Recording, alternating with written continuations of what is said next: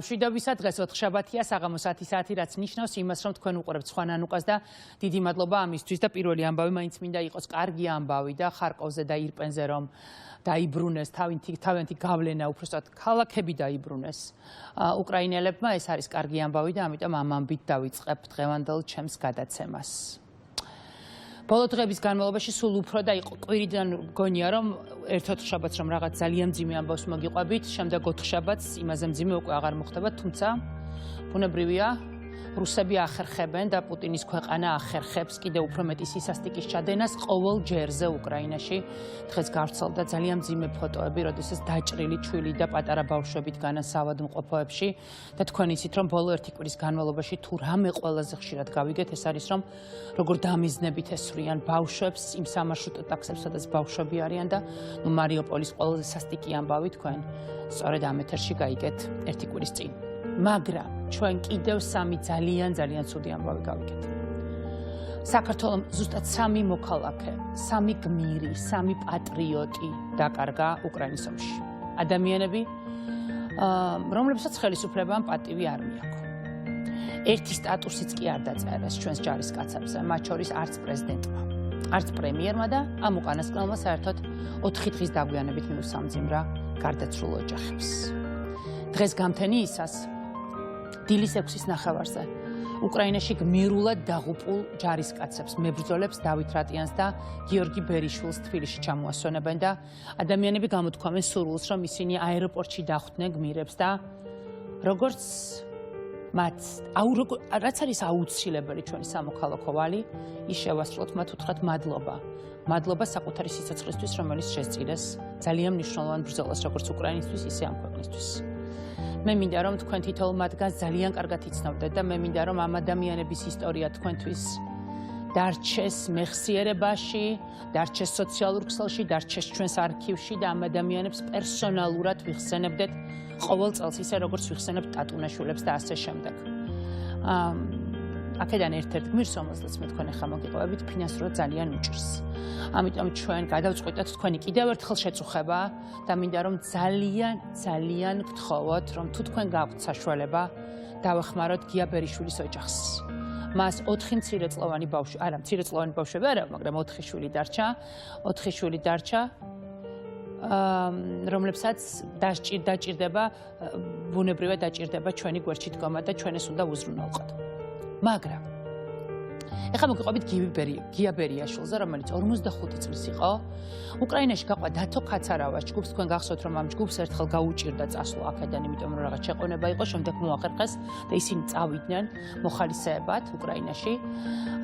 და იმდენად ის რაღაც ეთყობა იმ წუთას არ ელოდებოდა, რომ მეუღლესთან ისეთ შეუთანხმებელი იყო, რომ სახლიდან გასულმა გასაღები მეზობელს დაუტოვა და მეუღლეს დაურეკა და უთხრა რომ მეზობელთან იქნებოდა დატოვებული გასაღები.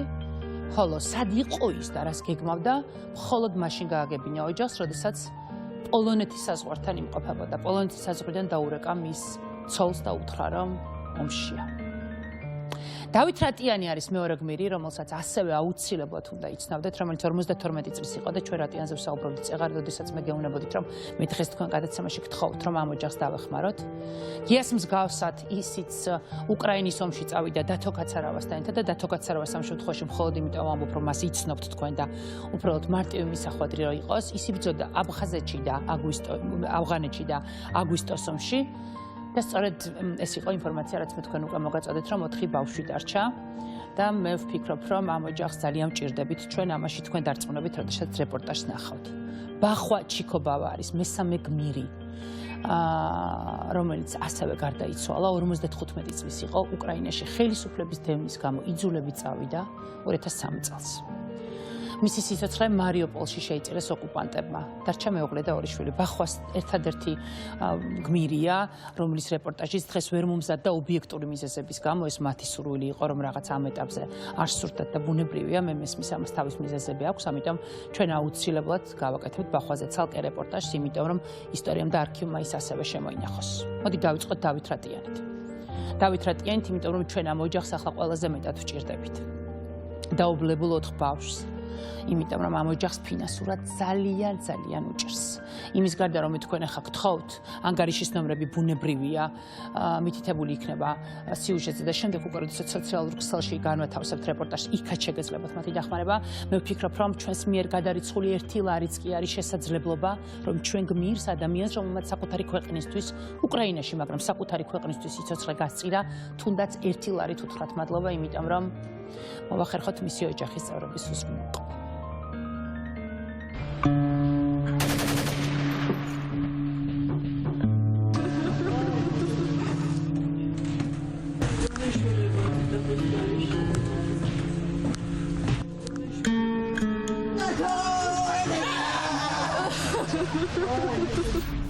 Όλος ρωτής τσάι ხუთ. Ტასმისას. მიყარგარდა.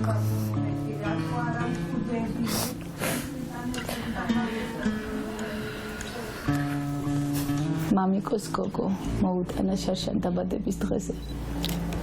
მაგრამ ეხლა წელს ცუდი დაბადების დღე აქვს. 25 მარტს. აქვს და ძალიან კოშმარულად დაამახსოვრდება სამწუხაროდ ჩემს შვილს.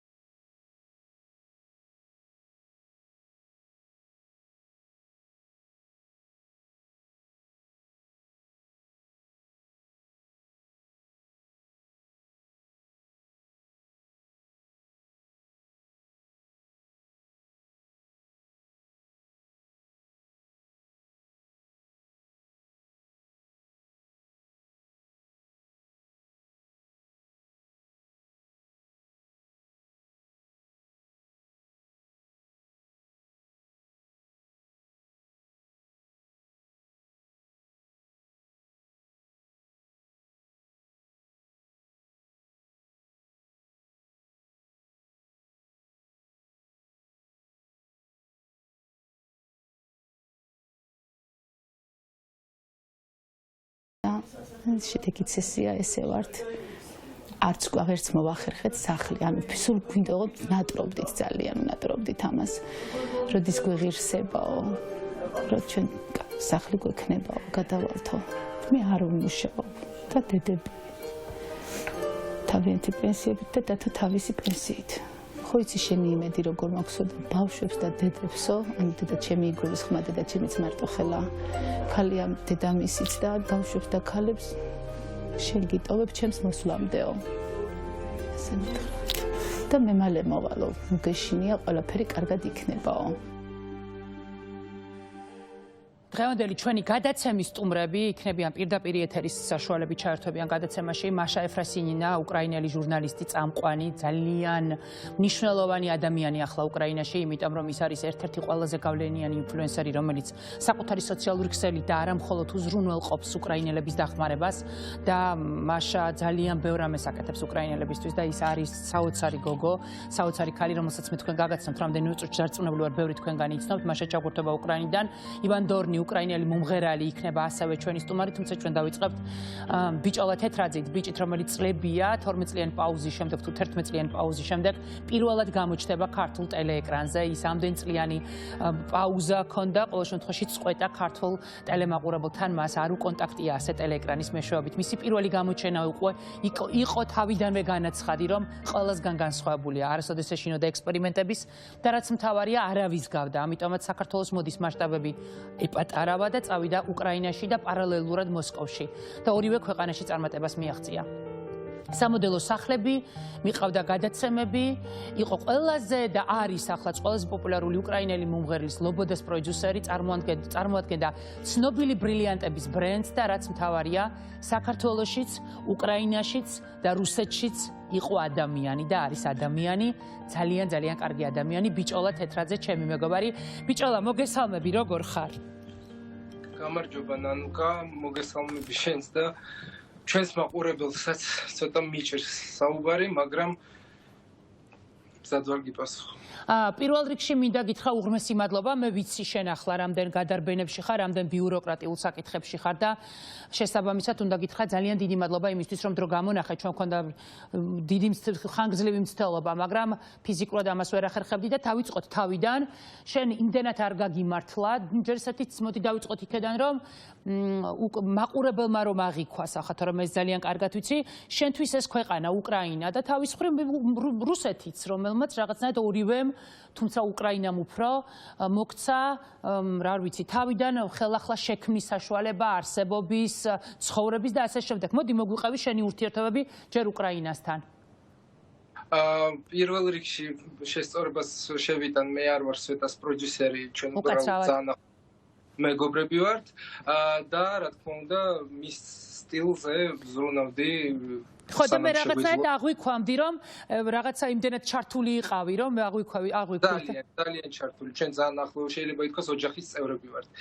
რაც შეეხება მე საქართველოსდან წავედი 11 წლის წინ უკრაინაში და უკრაინა გახდა ჩემი მეორე სამშობლო.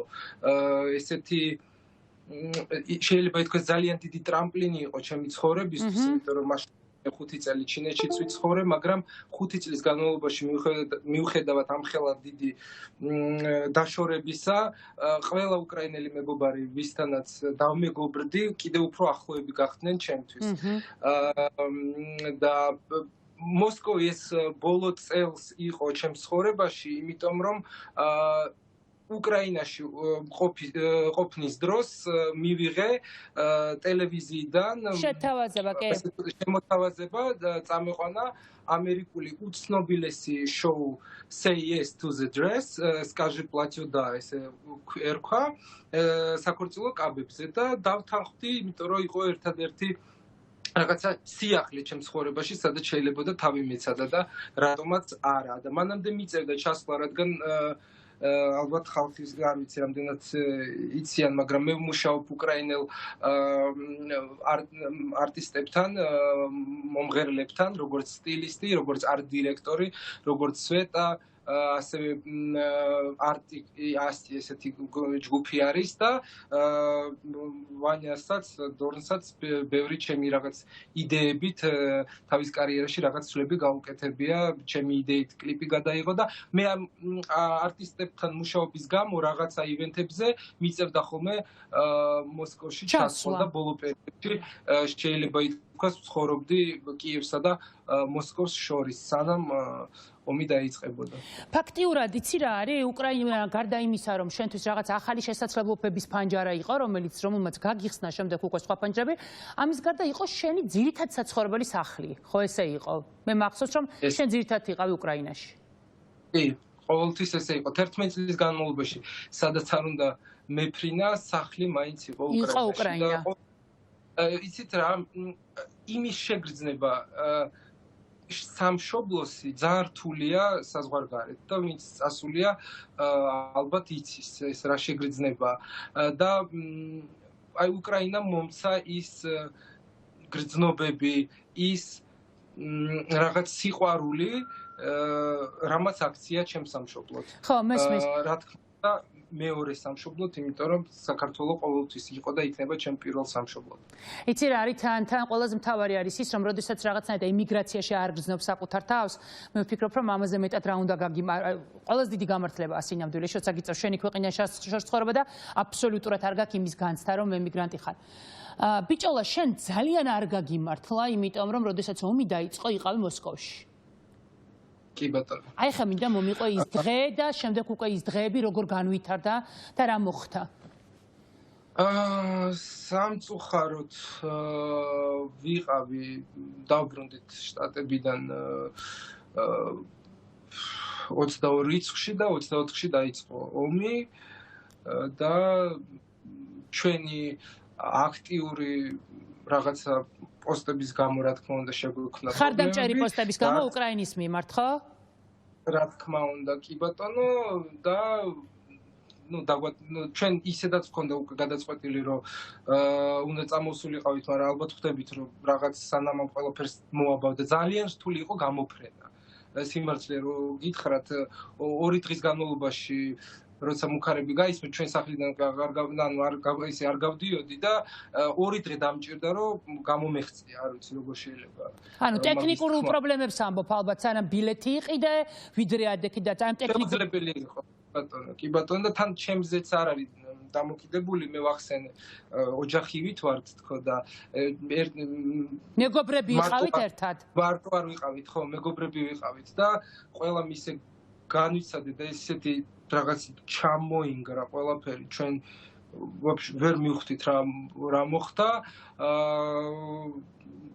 გამოვიქეცით შეიძლება ითქვას და რა უნდა მოხდეს ახლა რომ იქ დავბრუნდე იმიტომ რომ ძალიან შემეცვალა ზოგადად ყველაფერზე აზრი ხო მე ხო, იმიტომ რომ რაღაცნაირად მაინც იცი რა არის, აი თუნდაც აი შენს უკრაინელ მეგობრებს, რომლებიც მე ესე სახელები და გვარებით ვთქვი, მაგალითად ახლა ლობოდა ძალიან გვიან მე ახლა გავიგე რომ შენი სტორიდან რომ უკრაინელია. მე რუსი მომღერალი მეგონა, იმიტომ რომ მან კარიერა რუსეთში შექმნა თავიდან ბოლომდე. ანუ მას თავიდან ბოლომდე ვერ ვიტყვი, იმიტომ რომ დაიწყო რა თქმა უნდა უკრაინიდან, უკრაინის სახელით გამოვიდა ევროვიზიაზე ბევრი წლის წინ, 10 წლის წინ, უბრალოდ ესეც როგორც იზრდება ვიღაც მომღერალი სადღაც მიდის რაღაცა ბაზარს იღებს რუსეთი იყო ერთ-ერთი უბრალოდ ბაზარი. სვეტა არასდროს არ ყოფილა სხვა ქვეყნის მოქალაქე და არც არასდროს არ იქნება, ხო ძალიან დიდი მითქმა მოთქმებია და ბევრი აგრესია, რომელსაც სვეტა არ იმსახურებს. ძალიან დიდ ბოდიშს ვუხდი ჩვენ ქართულ მაყურებელს, ძალიან ისე საუბრობ შეფერხებებით და არაფერი შეფერხებებით ძალიან ჩვეულებრივად საუბრობ, ჩვენ ამ შეფერხებებს ვერ გვგზავნებთ. ხო, მაგრამ ნებისმიერ შემთხვევაში ხა ივან დორნი ჩემთვის იყო უკრაინელი მომღერალი, უკრაინელი არტისტი. მაგრამ აი ლობოდაზე მეგონა რომ იყო რუსი, ყოველ შემთხვევაში მე ასეთი აღქმა მქონდა და მე ბოლოს გავიგე რომ უკრაინელია. რისი თქმა მინდა? ანუ ამ ადამიანებს აქვს ძალიან მჭიდრო კავშირი ჰქონდათ მთელი ამ წლების განმავლობაში რუსეთთან, კარიერა იქ შექმნეს. ადამიანური დანაკარგები თუ აქვთ. აი დღეს თუ მიიღეს რაღაცნაირად, აი მაშა ეფროსიმოვა წერდა რომ აი სახელობითად მიმართავდა რუს ჟურნალისტებს, რომ გამოდით და თქვით რამე. აი მაგალითად თუნდაც შეტყობინებები, რომ აი წუხვარ, აი რა არ ვიცი, ნუ საჯაროობას მოდი ჩვენ ვნახეთ, ვინ მოახერხა საჯაროობა, ეს ჩვენც ვიხილეთ. მიიღეთ თუ არა ასეთი ტიპის შეტყობინებები ბიჭოლა შენ და შენმა მეგობრებმა? იცი მე პირადად და ჩემმა მეგობრებმა მივიღეთ, იმიტომ რომ არის აი ძალიან ბევრი ადამიანი, რომელიც იქ ცხოვრობს, რომელსაც აქვს განსხვავებული აზრი, ჩემი მეგობრები, რომლებიც როგორც კი დაიწყო გავედით და დუბინკებით ცემდნენ ხალხს, ძალიან საშინელი მდგომარეობა, ამიტომ მოვთხოვო მათაც რაღაცა მეტი იმაზე რისი გაკეთება შეუძლიათ, რა თქმა უნდა, სიტყვებით ყველა გვერდში გვიდგას, მაგრამ ვიღაცას იმის საშუალება არ აქვს წავიდეს რაღაც სხვა ქვეყანაში, რაღაცა საცხოვრებელი ეძებოს. ამიტომ განსაჯო ვიღაცა იმის გამო, რომ იქ დარჩა სადღაც არ აქვს მნიშვნელობა, ეს მე ვერაფრით ვერ განსჯ ყველა ადამიანს აქვს თავისი არჩევანის გაკეთების უფლება. მაგრამ ჩვენ ყველაზე ძალიან რაც ამ რთულ სიტუაციაში მახარებს არც ერთი მეგობარი არ დამიკარგია ომის გამო და ყველა ძალიან გვერდში გვიდგას. ეს არის ძალიან მნიშვნელოვანი. ძალიან დასაფასებელია. კი ბატონო და ძალიან ბევრი ნერვი ულობს ჩვენ გამო და ბევრი ქუჩაშიც მოდის და მეუბნებიან რომ რუსეთის მოქალაქეები არიან, მაგრამ იძახიან რომ ეს წარმოუდგენლად დაუშვებელი ომი ხდება ახლა უკრაინაში. კი, სისასტიკე და არ ვიცი, ფაშიზმი და ნებისმიერ არ შეახლა ჩვენ დაუსრულებად შეგვიძლია ვისაუბროთ ამ თემაზე. მე რა მინდა რომ კითხო, აი ახლა დღეს როდესაც აღარაფერი აღარ გაგაჩნია, მე გესაუბრებოდი და მითხარი კიდეც რომ ერთი ჩანთითვა რომ წარმოიდგინე ამდენი წელი შენ ხარ ადამიანი რომელმაც ამის დრამატიზება არ მინდა, იმიტომ რომ მე მშვენივრად ვარ თუ შეიძლება მშვენივრად ყოფნა ერქოს ფიზიკურად რაც შეეხება, იმიტომ რომ მორალურად მე ძალიან ემოციური ვარ და ძალიან დიდი სტრესია ჩემთვის ის რაც ხდება ახლა უკრაინაში. ყოველდღიურად გამოყვავს ჩვენი მეგობრები, ჩვენი მეგობრის ოჯახები, რითიც შეგვიძლია ვეხმარებით რომ ევროპაში, ევროპის გარეთ მოუძებნოთ, თუნდაც თბილისში ყოველდღიურად დილიდან საღამომდე მუშაობთ მე და ჩემი მეგობრები აქედან, რომ ყველა იმ ადამიანს ვისთანაც ხელი მიგვიწდება, რომ რაღაცაში მაინც მივეხმაროთ, ვცდილობთ რომ ერთმანეთის გვერდზე ვიყოთ. ბიჭო, მაგრამ სხვა რაღაცა უნდა კითხო, ნახე, შენ ხარ ის ადამიანი, რომელმაც საკუთარი თავი თვითონ შექმენი. ჯერ ამ ქვეყანაში, მერე შემდეგ ამ ქვეყნიდან წახვედი და იქაც შენ ძალიან self-made ტიპი ხარ, რომელმაც აი ყველაფერი შენით გააკეთე და ამისთვის ბევრი იშრომე. შენ ხარ ძალიან ცოტა შენ სფეროში ზოგადად შრომა არ უყვართ, ხო იცი შენი სფერო ცოტა სხვა ტიპის სფეროა. და მე მახსოვს შენ როდესაც ერთხელ გესაუბრე რომ მიყვებოდი ჩინეთში რამდენი საათი მუშაობდი. მაშინ და შოკირებული გისმენდი, იმიტომ რომ საიდან სად დაიწყე და შემდეგ თუნდაც რომ მოხვედრილიყავი აი ამ ადამიანებში, რომლებიც დღე ითვლებიან უკვე საერთოდ ელიტის წევრებად, ამ შოუ ბიზნესში, შენ ამისთვის მართლა ძალიან ბევრი იშრომე. და დღეს ფაქტიურად აღარაფერი აღარ გაგაჩნია, იმიტომ რომ რაღაცა თავიდან უნდა დაიწყო რა, რომელ ქვეყანაში დაიწყებ ისევ თავიდან ცხოვრებას. ხომ არ ფიქრობ, აი სად ფიქრობ წასვლას, თუნდაც მანამდე ვიდრე უკრაინაში დამშვიდდება, თორემ მე ზუსტად ვიცი რომ შენ ისე უკრაინაში დაბრუნდები შემდეგ, მაგრამ აი მანამდე, სად უნდა იცხოვრო? იცი, ჯერჯერობით წარმოდგენა არ მაქვს. ჯერჯერობით ვარ გადასული როგორ დავეხმაროთ იმათ ვინც იქაა ჩარჩენილი ქალები. ჯერ მაგაზე ვერ ფიქრობთ ხვალ რა გველის და ამ ყოველდღიური კადრების ყურებით როგორ ყოველდღე იღუპებიან ბავშვები, ესვრიან უდანაშაულო ხალხს. აი ვართ მაგის გადახარშვის პერიოდში და ყოველი წუთის გამოყენებით როგორ შეიძლება ვიღაცას რაღაცით მაინც გაუიოლო, არ ვიცი, ეს რთული გზა, რომელიც მათ ელით. აი მე და ჩემი მეგობრები სვეტაც მაინც ყველანი ვართ ჩართულები მაქსიმალურად დავეხმაროთ იმ ხალხს, რომლებსაც ეხლა სჭირდება საევაკუაციო გზას. ხო, მესმის.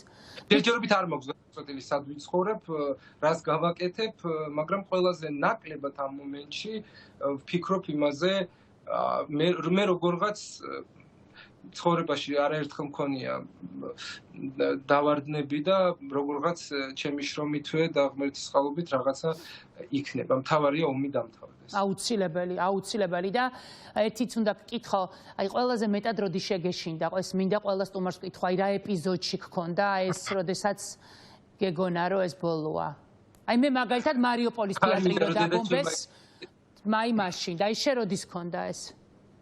არ მინდა დედაჩემმა ძალიან ინერვიულოს, იმიტომ რომ ძალიან ნერვიულობს ყველაფერზე, ეხლა ძალიან ემოციურად ვარ. ყველა კადრი იმდენად მირტყავს და მანგრევს. ეგრეა. არა მე სულ ფიქრობ, რომ ძალიან ძლიერი ვარ და ყველაფერს ეშველება, მაგრამ ძალიან რთულია უყურო ბავშვებს და ხო, ჩვენ უყურებთ ფაქტებს, რომელსაც აღარაფერი აღარ ეშველება და იმიტომ. და ვერ გამოვარშევ, აი თუნდაც ის კადრი არის კიდე ერთი, რომ მანქანიდან პაპ ეს ყველა კადრი იმდენად მძიმეა, რომ და იმდენად განგრევს, რომ ვერ გამოვყოფ ვერაფერს, ვერ ხვდები რომელი კადრი გამოყვა, იმიტომ რომ ყველა ერთნაირად უმძიმესი სანახავია. და აუცილებლად უნდა გითხოთ, ჩვენ მთელი საქართველო ხა უყურებთ, რომ გაემგმირ უკრაინელებს შოკირებულები, კარგი გაგებით, იმიტომ რომ ვართ აღფრთოვანებულები, რაღაც ყველა ისტორიით, ყველა მართლა წარმოუდგენელი ხალხია. შენ ასეთებად იცნობდი მათ, როდესაც უკრაინაში ცხოვრობდი? იცი რა, ალბათ ამ სიტუაციამ უფრო დაგვანახა ეს გმირობა, თან ჩვენ ქართველები, ჩვენც გმირები, ერთგულები, ჩვენ გვაქვს ისედაც ეს სისხლში და ნახე რომ ეს ჩემი მეორე სამშობლოც ისეთი გმირი ერი აღმოჩნდა, ეს ისე მეამაყება და ეს ისე მახარებს, რომ ესეთი მედგრობა და ესეთი ერთად ყოფნა ანახეს და ვანახეთ ერთმანეთს. ქართველების გვერდში დგომა, ყოველდღე ჩემი მეგობრები მადლობას მეუბნებიან და მეც მინდა ქართველ ხალხს, ჩემ მეგობრებს, უბრალოდ ქართველ ხალხს, რომელიც ძალიან მომენატრა, მადლობა უთხრა იმ გვერდში დგომისთვის, იმ სიტყვასთვის და სიყვარულისთვის პირველ რიგში. დახმარებისთვის, რომლებიც ყველაფერში ცდილობენ დაგვეხმარონ, თუნდაც იმ ხალხს, რომელსაც ვაგზავნით თბილისში და სიტყვასთვის, სიყვარულისთვის და მინდა ქართველი გმირულად დაღუპული ოჯახებს უთხრა მადლობა, გამაგრდით, მთელი გულით, სულით ვიზიარებ თქვენს მწუხარებას და ყველანი ვისაც შესტკივა უკრაინა დღეს, ყველას ძალიან დიდი მადლობა, იმიტომ რომ ამ ომმა გვანახა ჩვენ ის ერთობა, რომელიც ჩვენი თავისუფლებისთვის ბრძოლაში არის ყველაზე მნიშვნელოვანი. ბიჭო, ძალიან მიყვარხარ, შენ იცი, მე შენს მიმართ ძალიან სუბიექტურიც და ობიექტურიც ვარ, იმიტომ რომ ჩემთვის შენ პირველ რიგში ხარ ადამიანი და ეს არის ყველაზე დიდი სიმდიდრე, რაც შენ გაგაჩნია. ძალიან დიდი მადლობა, რომ იყავი ჩემს ეთერში. მადლობა და გისურვებ მშვიდობას და უკრაინას უსურვებ გამარჯვებას, რაც გარდაუვალია. მე ახლა ისევ გმირებზე უნდა მოგიყვეთ და გია ბერიაშვილიზე ვნახოთ სიუჟეტი. მე ველოდები.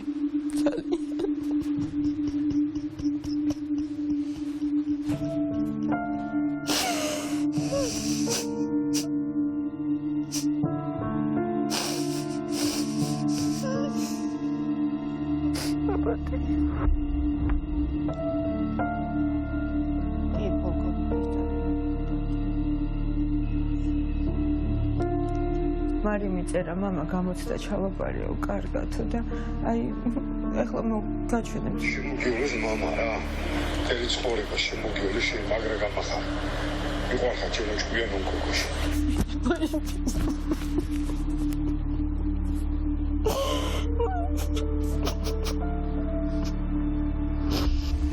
ეს ფოტოები გიას ბოლო დღების ამსახველია ბრძოლის ველიდან ეს ყველა ეს კოლაჟი ეს 2008 წლის ომში როდესაც იბრძოდა მაშინ ეს მედლებით მამაცობისთვის აქვს მიღებული 2008 წლის ბრძოლაში ეს დამსახურებებისთვის სამსახურის ემიგრაციაში წავიდა რახან პენსიაში გავიდა სამსახურიდან ემიგრაციაში ხო დიდხანს ვერ გაძლო ალბათ 3-ით კი დიდხანს ვერ გაძლო მე სამშობლო ისე უყვარდა, ვერ გაძლებდა, ვერსად. აი ჩვენი ცხოვრება მარის გარშემო ტრიალებდა, ერთი სიტყვით, ერთი შვილი ყავს და თან მე და გია პატარები ვიყავით 19 წლის რომ დავქორწინდით და აი მარის გარშემო ვიცხოვრეთ სულ, რომ ერთი მარი ყავს მარტო, გია, ქეთი და მარი, აი ჩვენ სამი ვიყავით სულ. მეტი არავინ ჩვენ გარშემო. აი ესეც ჩვენი პატარა სამყარო გქონდა, მაგრამ ეხლა მარტო მე და მარი დავრჩით. მაგრამ იცით რა არის, აი ჩემი შვილი დარწმუნებული ვარ. აი ამაყი უნდა იყოს მთელი ცხოვრება, რომ ესეთი მამა ხელს მიგზავნის, რომ ქეთო ნახეო მეო იქ პოლონეთის საზღვარზე ვარო და იქ უნდა წავიდეო, ისე ვერ გავჩერდებოდიო მეო. ხო და მარი რო უთხარი რატო აიგია, რატო მეთქი და მე თქვენი გასაკეთებელიც მე უნდა გავაკეთო, რომ მე ჩვენ არ შეგვიხოსო ეს ყველაფერი, ნამდვილი პატრიოტი. მე დაგია ფაქტობრივად ერთად გავიზარდეთ 19 წლიდან, 24 წელი. 25 ერთად ვიცხოვრეთ და ერთად გავიზარდეთ და რაც თავი მახსოვს, სულ ასეთი მებრძოლი იყო, სულ თვითონ და სულ სამშობლო. აი ყოველთვის პირველ ადგილზე ქონდა სამშობლო. შეიძლება სიტყვით მეთქვა, რომ გული მტკენოდა, რომ გიაუმში მიდის, მაგრამ როგორ დაუშლიდი მაგას? აი როგორ მართლა გულანთებული იყო სამშობლოსთვის. და ახლა ჩვენ პირდაპირ ეთერში ჩაგვერთვება უკრაინელი ჩემი კოლეგა მაშა ეფრასინინა და მოდით მინდა მისი ვიდეო წარდგენა განახოთ. Маша Ефросинина, украинელი ტელეწამყვანი, მსახიობი და პროდიუსერია. Привет, я Маша Ефросинина. Я Маша Ефросинина. Привет, я Маша Ефросинина. Здравствуйте, я Маша Ефросинина, и сегодня у меня в гостях, как обычно, удивительный герой. დაიბადა ქერჩში, უკრაინაში. მისი სატელევიზიო დებიუტი 19 წლის ასაკში შედგა უკრაინის პირველ არხზე. იყო ცეკვავენ ვარსკვლავების მონაწილე და მიყავდა გადაცემები.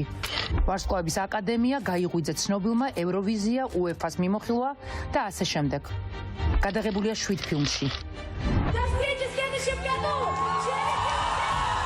საქველმოქმედო მარათონით შეგროვებული აქვს 5 მილიონამდე დოლარი, რომელიც ბავშვთა რეანიმაციის აღჭურვილობისთვის და ბავშვთა სახლების რეაბილიტაციისთვის გადარიცხა. არის გაეროს საპატიო ელჩი უკრაინაში. 2021 წელს დაარსა მაშას ფონდი და აქტიურად ეხმარება მარტოხელა დედებს, ბავშვებს და მოხუცებს. შესულია უკრაინის ტოპ 100 წარმატებულ ქალთა რიცხვში. არის უკრაინაში ერთ-ერთი ყველაზე აქტიური აქტივისტი.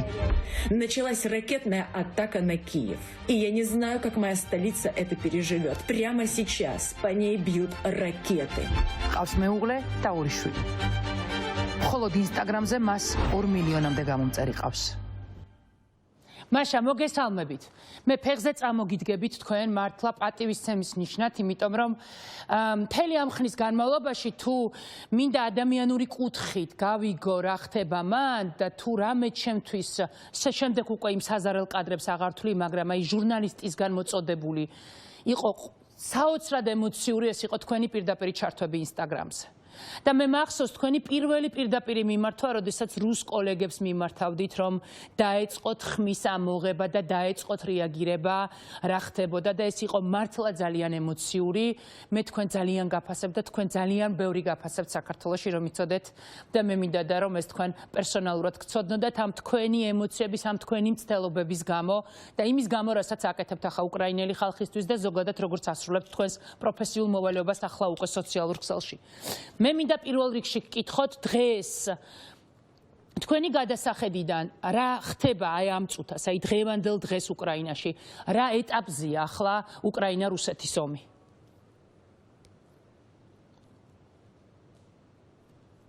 Здравствуйте. გამარჯობა. Спасибо большое за то, что вы დიდი მადლობა მხარდაჭერისთვის, ყოველდღიური მხარდაჭერისთვის, რომელსაც გრძნობთ, არაჩვეულებრივ მხარდაჭერასა და გვერდში დგომას. მე არასდროს დავიღლები თქვენთვის მადლობის მოხდით. ამ მომენტებში მგონია, რომ ეს მეგობრობა სამუდამოა. თუმცა რა თქმა უნდა ვისურვებდი, რომ სხვა გარემოებებში ჩამოყალიბებულიყო ეს მეგობრობა. მიჭირს საუბარი, იმიტომ რომ თითქმის თვე გავიდა ომის დაწყებიდან 27 დღეა და არ გადის არც ერთი დღე რომ დავიძინო ლოცვის გარეშე საღამოს.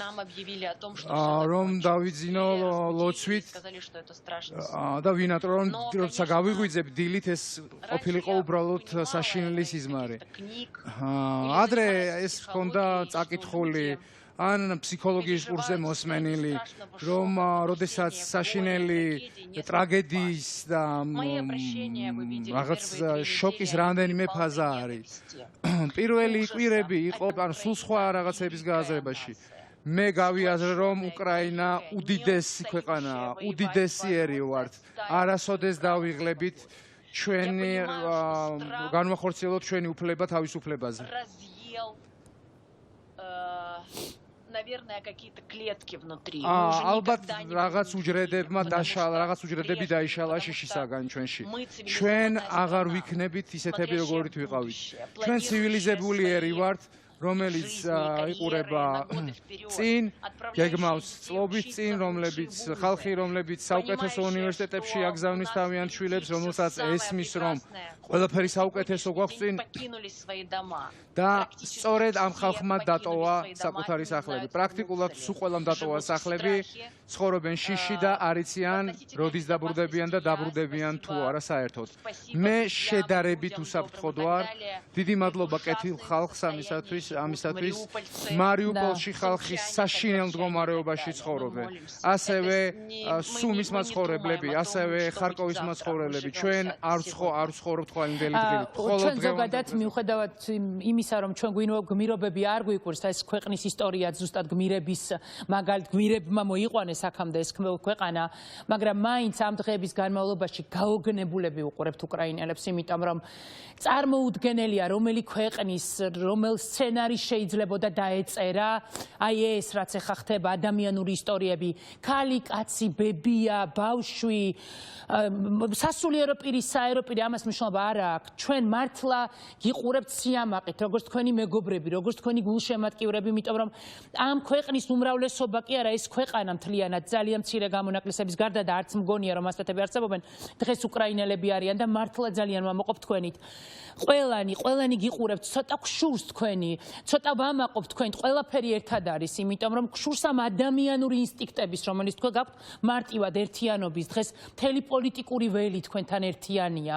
საოცარი ხალხი ხართ მართლა, მაგრამ თქვენც კი აი ამ კრიტიკულ დღეებში რა ფაქტებსაც ხედავთ, რა ამბებსაც ისმენთ. თქვენ უკრაინის მოქალაქე, უკრაინელი მაშა ეფრესინინა, აი ამას ელოდებოდით, რომ სინამდვილეში ასეთი ხალხი იყვნენ უკრაინელები. ანუ თქვენ არ გაოგნებულ ხართ არაფრით, რაც ამ დღეების განმავლობაში გესმით?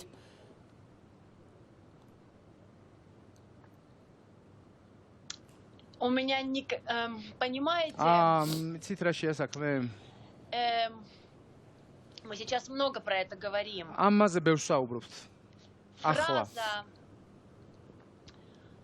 Ну вот как сказать? Როგორ გითხრათ? Ფრაზა, არ ვიცი როგორ გითხრათ. Например, вы знаете, что у меня მაგალითად свои телешоу. იცით რომ მაქვს საკუთარი ტელეშოუ.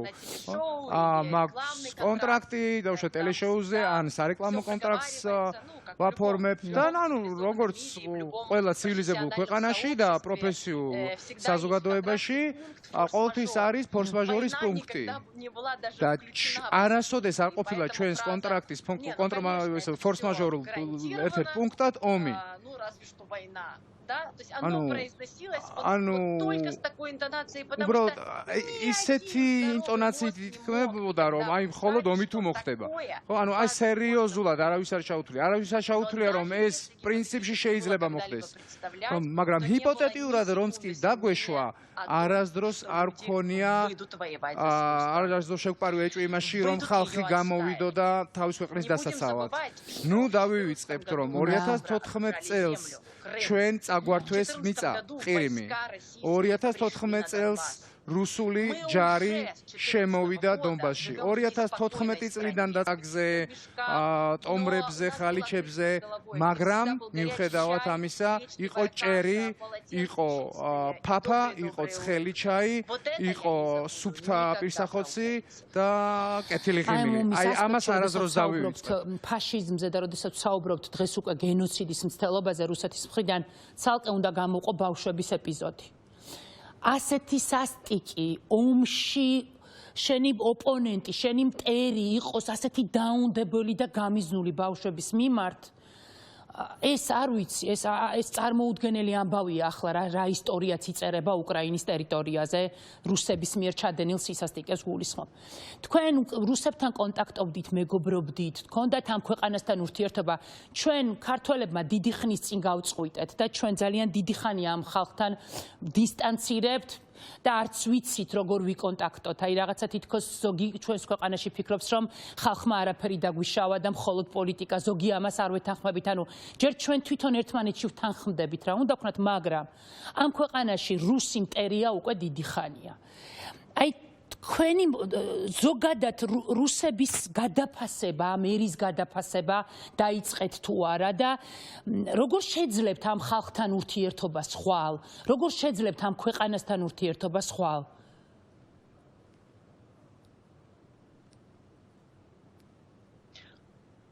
Я думаю, что Россия, сейчас я буду коротка, как никогда. ახლა ვიქნები ლაკონური როგორც არასდროს. რუსეთი უკრაინის მტერია რამდენიმე თაობის მანძილზე. არ ვიცი რა უნდა მოხდეს, რომ შერბილდეს ეს ურთიერთობა. ეს არის ჩვეულებრივი მტერი. მტერი თავისი პირდაპირი გაგებით.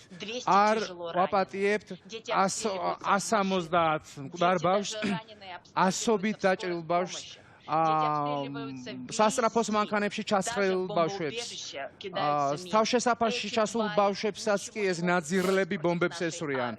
ვერაფერს ვერ უშვებიან ჩვენს მამას ჯარს, ეს დაწყევლილი, გათახსირებული ადამიანები ბომბავენ ბავშვებს, ქალებს და მოხუცებს, რომ დააყენონ მუხლებზე და ჩოქონ ჩვენი ერი.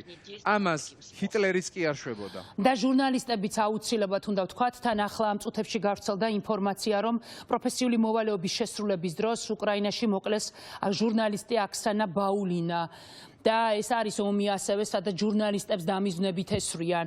მეც მგონია, რომ ეს წარმოუდგენელია, არა მხოლოდ თქვენ, ჩვენც კი უკრაინის და პირველ რიგში ჩვენს გამო და ახლა უკვე უკრაინის გამო და საერთოდ ცივილიზებულმა სამყარომ, მე არ ვიცი როგორ უნდა აღადგინოს ამ ქვეყანასთან ურთიერთობა, ეს არის წარმოუდგენელი. მე გისურვებთ თქვენ სიცოცხლეს. გისურვებთ თქვენ ჯანმრთელობას. მე უკრაინელებს ახლა უსურვებ სიცოცხლეს, იმიტომ რომ მე ვარ დარწმუნებული, რომ თქვენ გაიმარჯვებთ. ამიტომ ეს უკვე ზუსტად ვიცი. ახლა თქვენ რაც გჭირდებათ, ეს არის სიცოცხლე და მე მოვიკითხავ თქვენ შვილებს და გისურვებთ სიცოცხლეს და ძალიან დიდი მადლობა, რომ იყავით ჩემი სტუმარი. Спасибо, что были наши гости. რაცას ამბობდა მგონი, ხო? და ახლა ჩემი შემდეგი სტუმარი და შემდეგი სტუმრის წარდგენაც ასევე ვიდეო წარდგენა იქნება. ეს ჟურნალისტი სად არის? სად მომღერალი, წამყვანი და მსახიობია, დაიბადა ჩელიაბინსკში, უკრაინაში.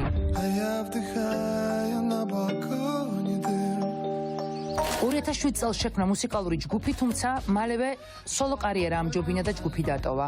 YouTube-ზე მის სიმღერებს მილიონობით ნახვა აქვს. გადაღებულია 8 ფილმში. 2012 წელს მიიღო ჯილდო ახალი თაობის კერპი. იყო ისეთი ცნობილი პროექტების წამყვანი, როგორებიცაა ახალი ტალღა და ვოისი.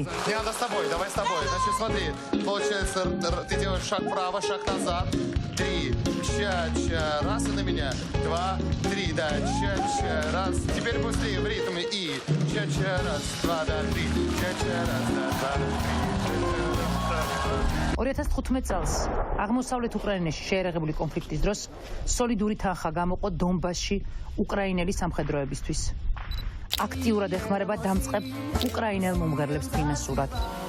ფილმში, რომელშიც ის მონაწილეობდა, წარდგენილი იყო კანის კინოფესტივალზე. ჰყავს მეუღლე და ორი შვილი. სოციალურ ქსელში მას მილიონამდე გამომწერი ყავს. და ახლა ივან დორნი არის პირდაპირ ეთერში. ივან, მოგესალმებით. Я приветствую вас. Привет, Грузия. გამარჯობა საქართველო. მე მინდა მაინც პირველი ემოცია გაგახსენო, როდესაც გაიგე, რომ შენ სამშობლოს, შენს ქალაქს, შენს ქვეყანას და შენ ხალხს ბომბავდნენ. აი ის დღე მინდა რომ გაიხსენო, შენი პირველი რეაქცია რა იყო, პირველი ემოცია შენი რა იყო, როდესაც გითხრეს, ან ნახე, ან არ ვიცი როგორც მოხდა. В первую очередь надо отметить то, что это все я встретил во время отпуска вместе со своей семьей. ეს ყველაფერი დაიწყო, როდესაც მე მეუღლესა და ორ ბავშვთან ერთად ვიყავით შვებულებაში.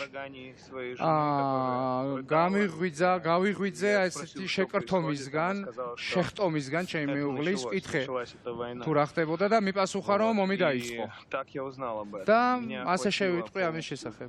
ужасом. ანუ რაღაც შიში დამეუფლა, ყველაფერი დამიგუჟდა. მაშინ ვთხოვეთ ბავშვებს რომ გაასულიყვნენ სასტუმროს ნომრიდან, რომ არ ენახათ ის თუ რა მდგომარეობაში ჩავარდით ჩვენ ემოციურად. Да, продолжайте, пожалуйста, да, продолжайте. Вот и Даже до сих пор сейчас я об этом говорю, на და самом деле. ახლაც, როდესაც ამას ვიხსენებთ, ამაზე ვსაუბრობ, სულ რაღაც მაკანკალებს შინაგანად. აი, ასე შევხვდი, ასე დაიწყო ჩემთვის ომი. ვერ დავბრუნდით სახლში, ევროპაში ვართ, არა აქვს კონკრეტულ ლოკაციას მნიშვნელობა, რაც თავარი უსაფრთხოდ ვართ. ამ დღების განმავლობაში ხო რაღაცნაირად ყველას გვაქვს რაღაცა ჩვენი, სადაც სიბრაზე უკვე აი ყველაფერს და სიმწარე და ჩემთვის მაგალითად ეს იყო მარიუპოლის თეატრის დაბომბვა, როდესაც იქ ბავშვები ეწერა და მიუხედავად ამისა რუსებმა მაინც დაბომბეს ის ადგილი, სადაც ეწერა ბავშვები. აი შენთვის ყველაზე მეტად რამაც წყობილებიდან გამოგიყვანა, რა ეპიზოდი იყო, რომელი ეპიზოდი იყო პირველად ამ ომში, როდესაც მიხვდი რომ აი ამ ხალხს არც სისხლი აქვს, არც სიყვარული იციან, არაფერი არ იციან საერთოდ.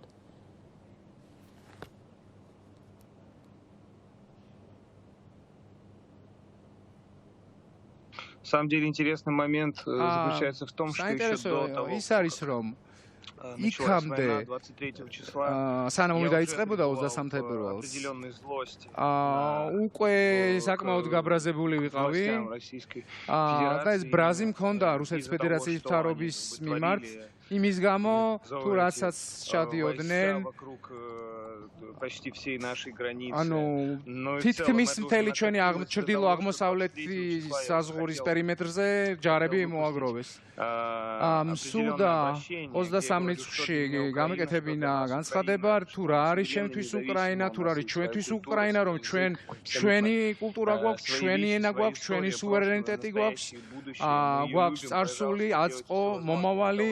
გვიყვარ ჩვენი ქვეყანა და თუ შეიძლება გააკეთეთ ყველაფერი რომ კატასტროფა ავირიდოთ თავიდან რომელიც ვერ იქნა თავიდან არიდებული და 23 რიცხვში მინდოდა სწორედ ამ განცხადების გაკეთება დიდხანს ვთანხმდებოდი ტექსტზე გუნდთან ერთად და შემდეგ გადავწყვიტეთ რომ 24 რიცხვის გადაგვეტანა ეს ვიდეო კი ჩავიწერეთ მაგრამ გავრცელება ვერ მოვასწარი და ამას იმისთვის ვაკეთებდი რომ ის ხალხი რომელიც მე რუსეთში მისმენ სერიოზულად აღექვა ეს ყველაფერი ამ ვიდეოში ვამბობდი რომ რუსეთის ფედერაციის ტერიტორიაზე ჩემ საქმიანობას წყვეთ ანუ მე ისევ თქვენ პასუხს ვპასუხობ რომ ეს ბრაზი უკვე ომამდე იყო დაგროვილი ანუ მე უკვე აღარ მსურდა რუსეთთან კონტაქტი, უკვე აღარ მსურდა ის ჩასვლა.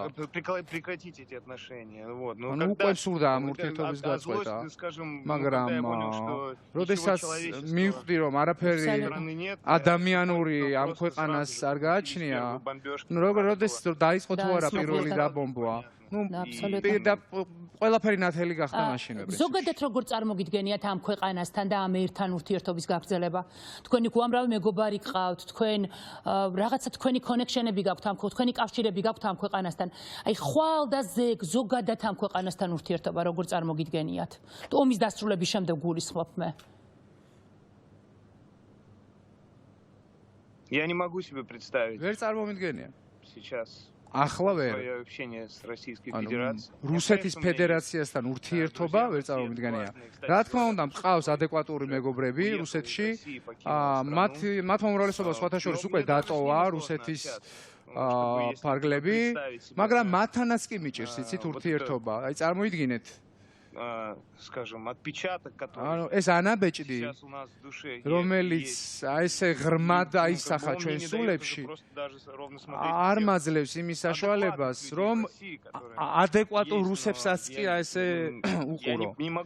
მე არ შემიძლია წარმოვიდგინო, ანუ ვერ წარმომიდგენია უახლოეს წლებსა ან 10 წლეულებში, რომ რაღაც ურთიერთობის ხიდების გადება დავიწყო რუსეთის ფედერაციასთან. ამის ეს ჩემთვის ახლა წარმოუდგენელია. ისევე როგორც ვერ წარმოიდგენს ამას ვერც ერთი ადეკვატური უკრაინელებიც ახსენეთ ჩვენ ზოგადად წაღან მაშას ზონებოდი მიუხედავად იმისა რომ ქართველებს გმირობები არ გვიყვარს ჩვენი ბევრი გმირი ყავს მაინც გაოგნებულები ვართ ჩვენ იმით რასაც ახლა უკრაინაში ვხედავთ ერთია ჯარისკაცების გმირობები მაგრამ წარმოუდგენელია რასაც ქალები ბებიები ბავშვები აკეთებენ არ ვიცი მართლა არ ვიცი რა როგორიერი ხართ ჩვენ პატივს გცემ და ჩვენ ფეხზე გიდგებით მთელი ქვეყანა თქვენ და არა მხოლოდ ჩვენ, მთელი მსოფლიო თქვენს პრეზიდენტს ტაშით ეგებება იმ ამაცობისთვის, რასაც აკეთებს. თქვენ იცოდით, რომ ასეთი ქვეყნის შვილი იყავით, თქვენ იცოდით, რომ თქვენს მაგალითად ბებოებს შეეძლოთ ღვეზელები გამოეცხოთ და ჯარისკაცები მოეწამლათ, ან არ ვიცი, ყველა იბრძვის თქვენთან. გქონდათ ასეთი წარმოდგენა საკუთარ ქვეყანაზე, რომ ბავშვი, ქალი, კაცი, ყველა გმირი იყო ამ ქვეყანაში?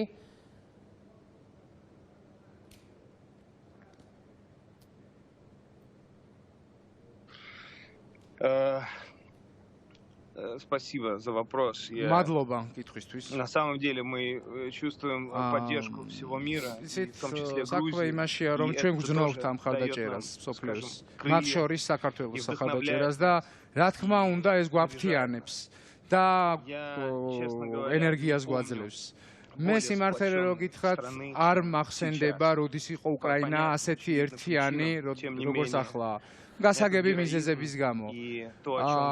ის გმირობა, რა თქმა უნდა, შთამბეჭდავია ჩვენთვისაც კი, თვითონ საკუთრივ ჩვენთვისაც კი, იმიტომ რომ ჩვენ საკუთარი თავისგან არ ველოდით ამას.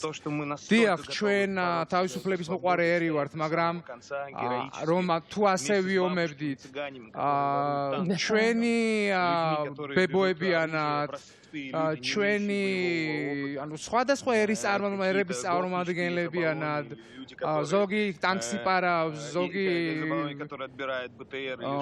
რაღაც ბტრ-ს პარავს, ზოგს შიშველი ხელებით ნაღმები მოაქვს და უნდა გაიგოს რუსეთმა, რომ ჩვენ ქვეყნის დაცვას არ დავანებებთ თავს.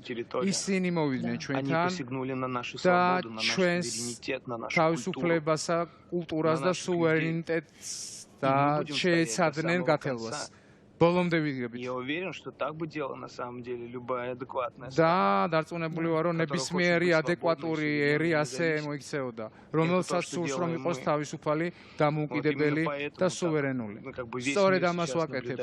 მთელი მსოფლიო უყურებს ჩვენ სულიერ სიძლიერეს და ხვდებიან, რომ არ ებრძვიან უბრალოდ სამხედროებს. რაღაც სამხედრო ნაწილებს ებრძვიან სრულიად ქვეყანას. მთელი ქვეყანა მობილიზდება. ანუ კომისარიატებთან, რიგებში, მამაკაცებთან ერთად ქალებით განან. გარკვეულწილად იარაღიც კი არ არის საკმარისი, თუმცა იარაღი ბევრი გვაქვს, მაგრამ იმდენად დიდია მოხალისეთა რიცხვი, რომ რიგები დგას და ეს ისე ენერგიას გვაძლევს და ისე გვაიმედებს, მე სულ ვამბობ, მე ბამბოლ დროს აღარ ვამბობ, რომ გამარჯვება უკრაინას, იმიტომ რომ 100% დარწმუნებული ვარ ამ ქვეყანაში ასე გვჯერა, რომ თქვენ გაიმარჯვებთ და უბრალოდ ერთადერთს რასაც მე ახლა უკრაინელებს უსურვებს სიცოცხლეა და მე მინდა თქვენ საქართველოს სახელით გითხრათ, რომ დღეს საქართველოში ამ ქვეყნის ყველა აბსოლუტური უმრავლესობა ფიქრობს, რომ უკრაინელია და ჩვენ უკრაინის ომმა გაგვიცოცხლა ჩვენი ჭრილობები და დღეს რუსეთი გძულს ბევრად იმაზე მეტად, ვიდრე გძულდა როდესმე აქამდე. დღეს ბევრად უფრო მეტად გძულს, ამიტომ იცოდეთ, რომ ჩვენ ვფიქრობთ, რომ უკრაინელები ვართ. ძალიან დიდი მადლობა, უღრმესი მადლობა და მე ვუსურვებ ყველა უკრაინელს სიცოცხლეს და დანარჩენი ყველაფერი კარგად იქნება. მადლობა. რეკლამა ახლა და რეკლამის შემდეგ დავბრუნდებით. ჩვენ სამი ქართველი ჯარისკაცი, სამი ქართველი გმირი, სამი ქართველი პატრიოტი დავკარგეთ უკრაინის ომში, საქართველოს და უკრაინის ომში, საქართველოს ომში უკრაინის ტერიტორიაზე. ისინი არიან გმირები და მათ პატივს მიაგებს თუ არა ხელისუფლება, ამას მნიშვნელობა არ აქვს, იმიტომ რომ მათ პატივს მიაგებს ქართველი ხალხი. და ისტორია, რაც თავარია. დღეს დილის 6 საათზე ჩამოასვენებენ მათ და ადამიანები, რომლებსაც უნდა თითოეულ მათგანს უთხრას მადლობა, აქედან ორ გარდაცვლილს ჩამოასვენებენ დღეს დილის გამთენისას უბრალოდ დილის 6 საათზე ადამიანები მადლობის საფრთხემად აპირებენ აეროპორტში მისვლას. აქედან ერთ-ერთ გარდაცვლილს, რომელსაც სწორედ დღეს ჩამოასვენებენ, დავით რატიანს, რომელსაც 4 შვილი ელოდება სახლში მამის ჩამოსვენების პროცესს, დაუობლდა ეს 4 ბავშვი სწორედ და ჩვენ ვფიქრობთ და ვცდილობთ და ძალიან გვინდა რომ შევაგროვოთ თან ხამოჯახისთვის, იმიტომ რომ მათ ეს სჭირდებათ. მათთვის ეს ახლა აუცილებელია და ამიტომ მე მინდა თქვენ გთხოვოთ, რომ ვისაც გინდათ ქართულ მეომარს თავდადებისთვის მადლობა უთხრათ, ამისთვის ძალიან გთხოვთ, თუნდაც ერთი ლარი მაინც გადარიცხეთ მითითებულ ანგარიშზე.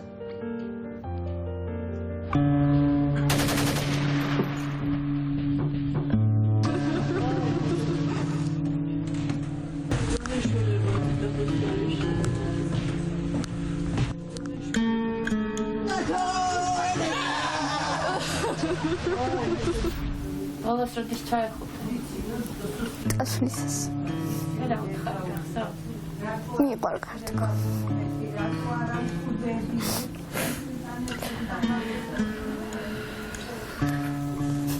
მამიკოს გოგო მოუტანა შარშან დაბადების დღეზე. მაგრამ ეხლა წელს ცუდი დაბადების დღე აქვს. 25 მარტს. აგვისტო. ძალიან კოშმარულად დაამახსოვრდება სამწუხაროდ ჩემშულს.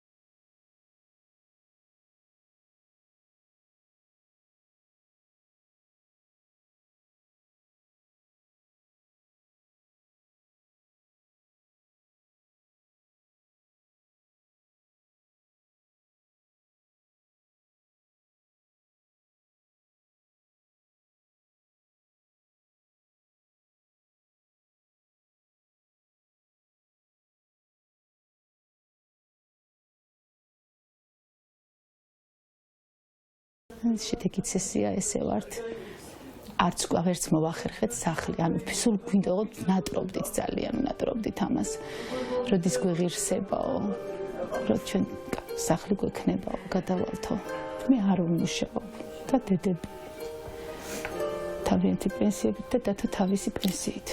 ხო იცი შენი იმედი როგორ მაქვს ბავშვებს და დედებსო, ანუ დედა ჩემი იგოვის ხმა დედა ჩემიც მარტო ხელა.